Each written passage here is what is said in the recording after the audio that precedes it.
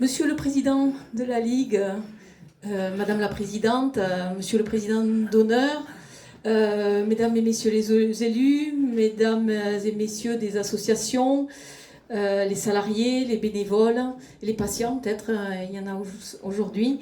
Je suis très honorée de faire partie des invités pour cette inauguration d'un espace essentiel, en fait, ça a été dit, pour les salariés, pour les médecins, mais aussi les patients qui sont atteints de ces maladies malheureusement trop nombreuses.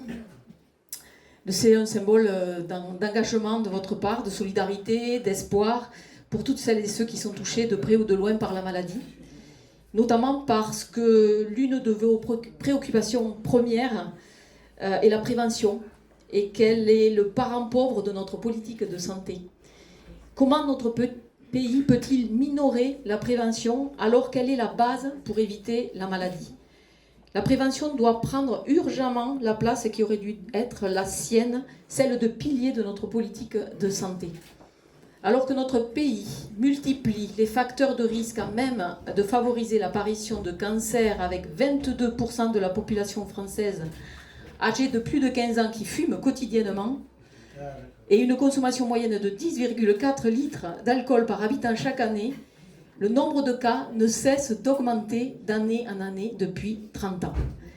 Le nombre de malades serait de plus de 4 millions aujourd'hui. Et la France montre un taux de dépistage particulièrement bas. Seulement 22% des femmes éligibles ont effectué un dépistage du cancer du col de l'utérus contre une moyenne de 50% dans l'ensemble de l'Union européenne. Autre indicateur alarmant, plus on est aisé, plus l'espérance de vie est élevée.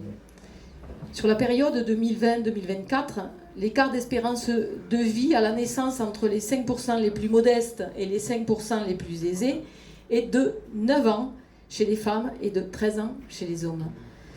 Entre les périodes 2012 et 2016 et 2020-2024, l'écart d'espérance de vie entre les personnes modestes et les plus aisées s'est accru.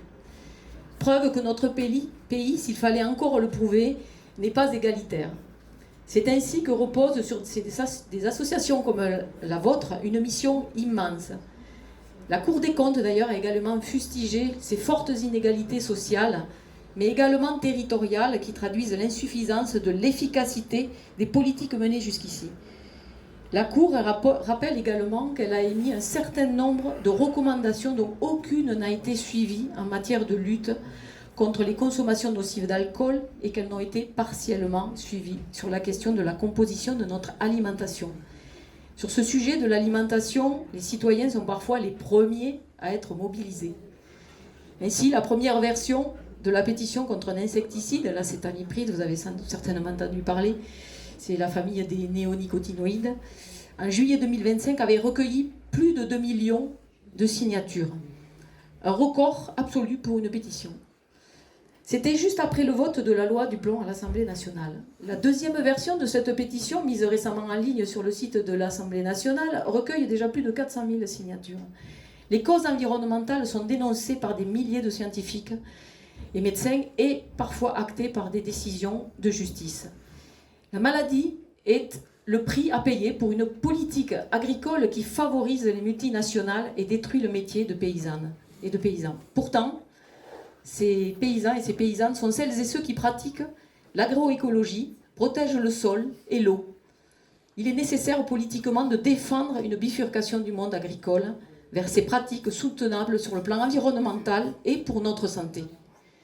Et comment, en matière de prévention, ne pas aborder la problématique si inquiétante des déserts médicaux, dans un contexte de dégradation de démographie médicale et de difficulté à répondre à la demande de soins dans de nombreux territoires.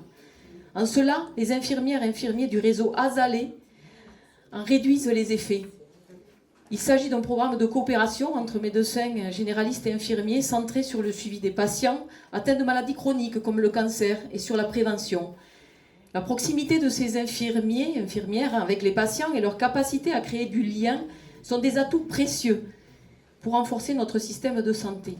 Ces professionnels jouent un rôle clé dans le suivi des patients et l'éducation thérapeutique pour des consultations plus longues est davantage pédagogique que celle d'une simple consultation classique avec un médecin.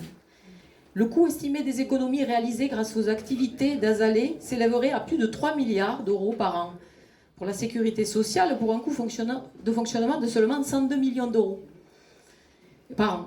Et la Caisse nationale d'assurance maladie a pourtant suspendu ses subventions, laissant les infirmiers et les infirmières sans salaire du fait d'une opacité de gouvernance.